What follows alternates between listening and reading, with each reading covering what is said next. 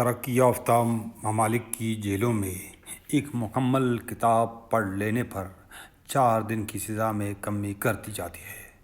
وہ ایک شخص کو ٹھیک کرنا چاہتے ہیں، اس کو تباہ نہیں کرنا چاہتے۔ جبکہ کچھ ایسے خطے بھی ہیں جہاں عوام کی تعلیم، صحت اور روزگار پر لگنے والا ٹیکس کا 90% پیسہ ہتھوڑا مافیا اڑا لے جاتا ہے۔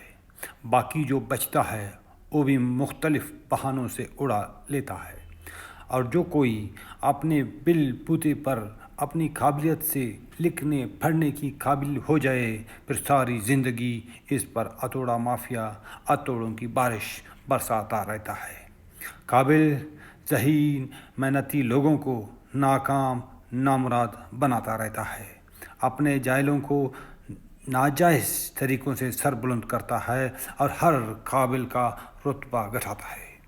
جہاں ہتھوڑا ہو وہاں قلم نہیں چل سکتا، اور جہاں قلم کی عزت ہو وہاں ہتھوڑے کا وجود نہیں ہوتا۔